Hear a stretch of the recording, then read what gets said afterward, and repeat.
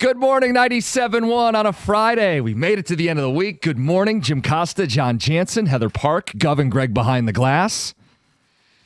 More than a good little basketball team. That's a season sweep. Break out the brooms. We could just call it what it is. The Knicks want no part of the Pistons come playoff time. Oh, I mean, that is, what's the average margin of victory is 28 points in 3 appearances between these two clubs, and it has been absolute dominance in every single one. It wasn't like, hey, they got one blowout. They've all been blowouts. John, last night's on their floor. They've got Brunson and Bridges and Towns and Anunoby and Hart. The Pistons are playing without one of their 2 All-Stars in Jalen Duren. By the way, he didn't play in any of the Knicks games this year. No beef stew. And Cade gets to just have a moment. 40-plus at the Garden, throw in 13 assists, 8 boards. Yeah, I mean, they made an emphatic statement that, again, the Knicks want no part of the Pistons. The Pistons are a bad matchup, and they are going to do bad things to them. I'm not sure that there's many people or many teams that want any part of the Pistons, save maybe OKC, just because they have the same standard that the Pistons now have. It's a great point. Like another title contender, the Nuggets got doubled up home and road. Pistons beat them both times. Like, they're a team you don't want to play. And that's kind of the point, that they are going to hound you, they're going to pummel you, they'll play physical, and they won't let their foot off the gas. It's just, I mean, it's time after time when we wonder, is this Pistons team for real? And if you've had any doubts throughout, like I just don't know who's not on either the Cade train, the Pistons train, that this is a team that should be playing for the Eastern Conference and ultimately should be playing for the NBA championship. Cade's the story. We'll talk about him. After the game, you have to love this stone-cold answer. He was asked, well, what have you guys proven, right? They sweep the Knicks. They do it at the Garden. What have you proven?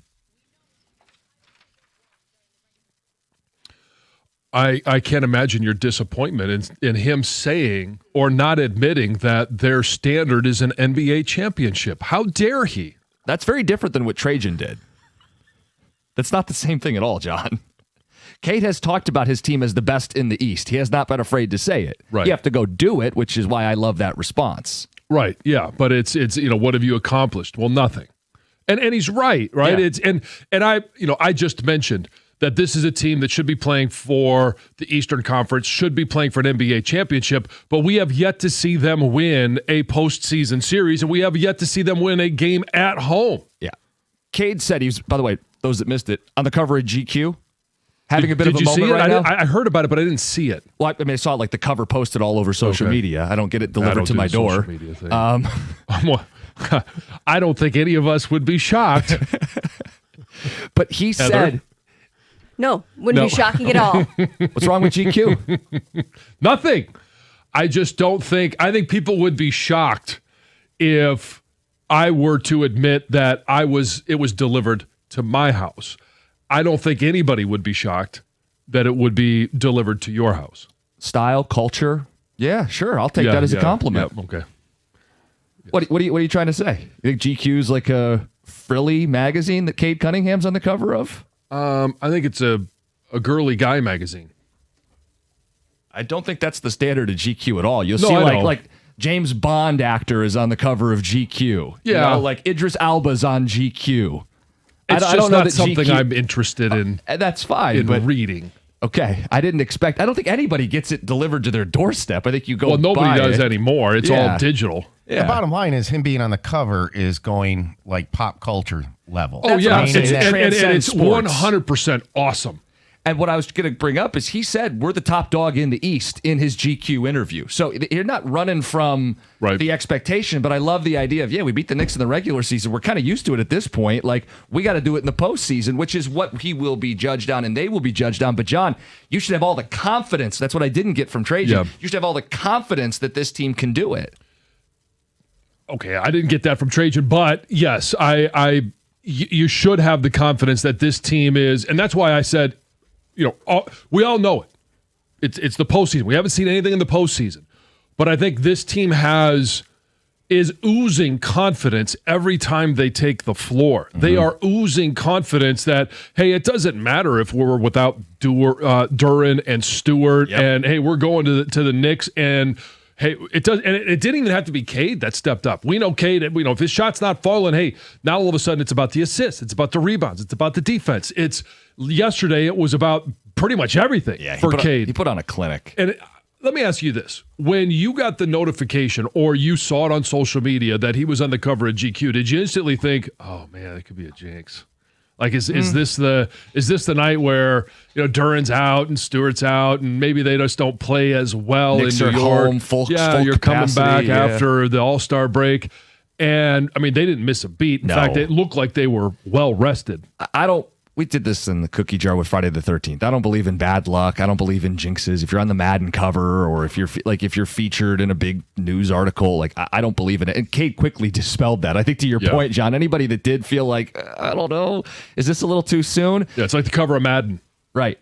Is this too soon? The answer is no. It's overdue, to be honest with you guys. We can have that MVP conversation. Cade said, he was quoted by ESPN, "I think I'm the MVP. If you don't agree with me, that's your opinion." John, the case is pretty simple. He's the best player on the best team. Who's his number two? Who's the secondary option that consistently fills it up for this team? Last night it was Paul Reed.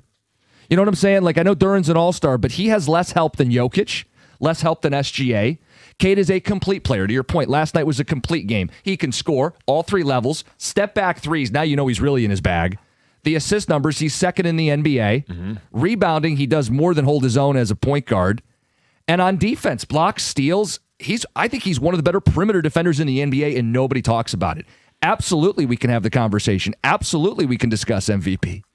Well, and it goes to when you watch Brunson, and everybody's, Brunson's shot was off. Well, why was it off? It's because the Pistons play really good defense, and Cade plays really good defense. They play great team defense, and that is one of the things that identifies this team. Yeah, their star doesn't slack off on defense. He's part of that. I think Asar is probably the tip of the spear and can make any point guard's life miserable. Yeah. But it's not like they got to switch off Cade and hide him. There are certain star players in basketball, Brunson being one of them, where you have to hide him on defense. You don't have to hide Cade on defense. He'll come meet you at the rim. He'll come find you and take the ball away from you. So I think that's what people are going to talk about today is Cade's MVP case, and it was a loud MVP case. Well, I mean, and you look at all the other ones that are in the running for MVP, and what you just said, there's a lot of those guys that are at the top of that list that they only play on one side of the ball. They only play offense. Now SGA, that's a different animal. He defends, and I think he's probably the standard, but I think Cade's right there with him. Cade also said that in the GQ. They said, "Are you a step behind Jokic and SGA?" And he said, "No, I'm right there. Now I'm adding quotes, but I'm not taking a backseat to anybody." Right. He said, "I'm the best American basketball player going right now." And I think he's correct. I'm not going to argue it. I mean, it's him or Ant Edwards, and I think Cade's of the moment right now. I think he's the best American basketball player. Mm-hmm. And John, in terms of is he the best basketball player, it's not.